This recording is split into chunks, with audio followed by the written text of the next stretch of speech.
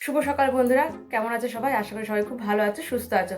তো বন্ধুরা, আজকে আমি তোমাদের কিছু ছোট ছোট মজার গল্প শোনাবো। তো হরিপদ বাবু হেঁটে হেঁটে বাজারে যাচ্ছিলেন। তো হঠাৎই হরিপদ বাবু দেখেন যে রাস্তার এক জায়গায় ভয়াবহ দুর্ঘটনা ঘটেছে, হতাহতেরও খবর আছে। তখন হরিপদ বাবু ভাবলেন, কয়েকটা ছবি না তুললেই তো নয়। তো হরিপদ বাবু গেলেন ছবি তুলতে। তো ও বাবা, ছবি তুলতে গিয়ে তিনি দেখেন যে এত ভিড়, ফটো তোলা তো দূরের কথা, সেখানে যাই যাচ্ছে না। তখন হরিপদ বাবু একটা ফোন দিয়ে আটলেন।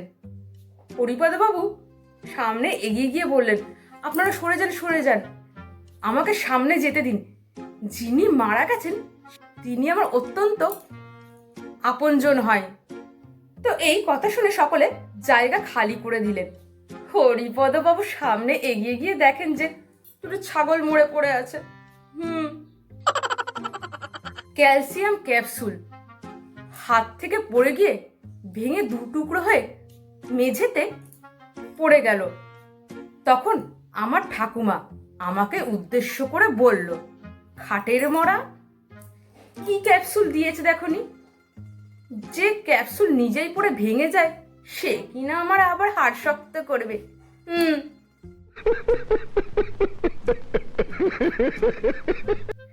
ট্যাক্সিতে বসে থাকা যাত্রী ড্রাইভারের কাঁধে হাত রাখতে ড্রাইভার ব্যালেন্স হারিয়ে ট্যাক্সি ফুটপাতের ওপরে উঠে যায়। তখন যাত্রী ট্যাক্সি ড্রাইভারকে বলেন, সরি দাদা, কিছু মনে করবেন না, আমার জন্য ব্যালেন্স হারিয়ে গাড়িটা ফুটপাতের ওপরে উঠে যায়।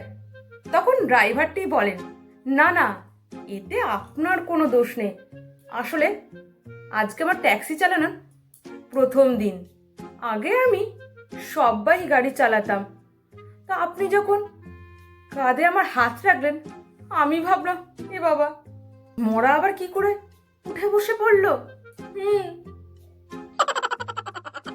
সেদিন গণেশবাবু উত্তেজিত হয়ে বাড়ি ফিরে এসে তার স্ত্রীকে বললেন, জানো, এইবারে অফিসের অ্যানুয়াল ফাংশনে আমাকে হিরোর রোল দিয়েছে, আর এই রবিবার তার রিহার্সাল আছে।